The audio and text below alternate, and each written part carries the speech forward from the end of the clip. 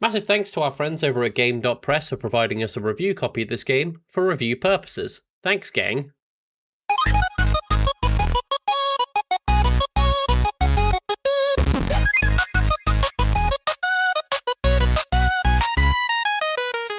Hello, this is Tim at Wembembo on everything, back with another short episode of DLC, this time on Squidly's Revenge.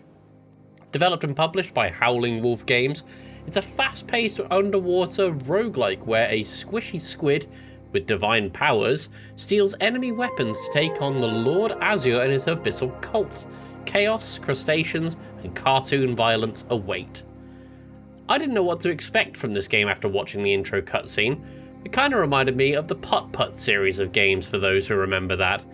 Squidly looks over a nest of eggs when a royal whale orders a bunch of henchfish to beat up Squidly. Squidly is then assisted by what is presumably Poseidon in the form of a fish with long hair, a six-pack and a trident, who helps Squidly regain his strength and fight back. This is when we're dropped into gameplay. Nice quick introduction. It's another Survivor.io game.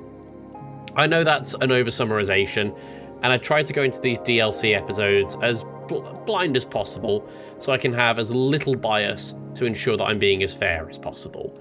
But the moment I saw Squidly moving around the screen shooting weapons at set intervals so you can collect XP to unlock and upgrade more weapons, I knew exactly what I was in for.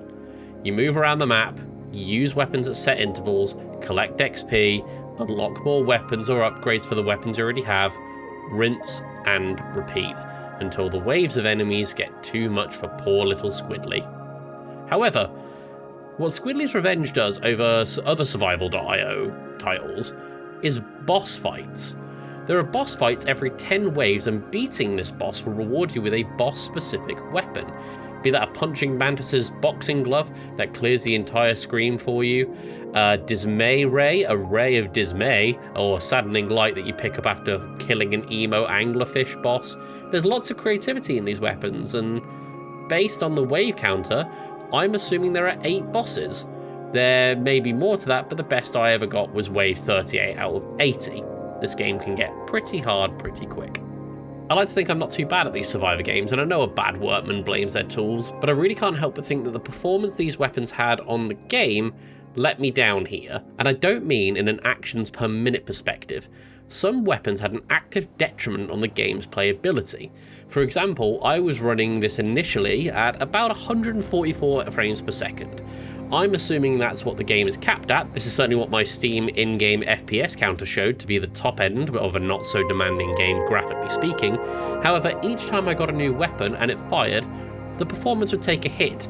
It got to the point where my frames were averaging about 28 frames per second, but would drop as low as 2 frames per second when one weapon in particular would trigger, the Whale Wub Wub.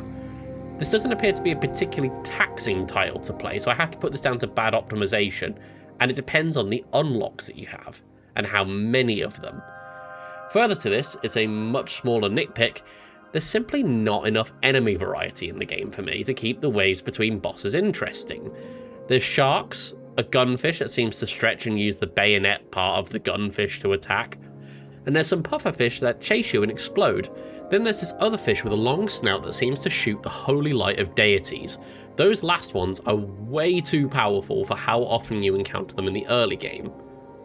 Can I recommend this game though? Maybe not in its current state, but the reason I say this, and this is to the game's credit, they are very, very, very clear in saying that this is currently a prototype. The build I played is a prototype.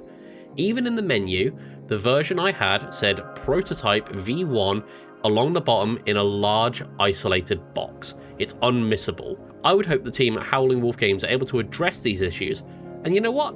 I'd give this another swing with updates. I dig its art direction, I like the weapon variety.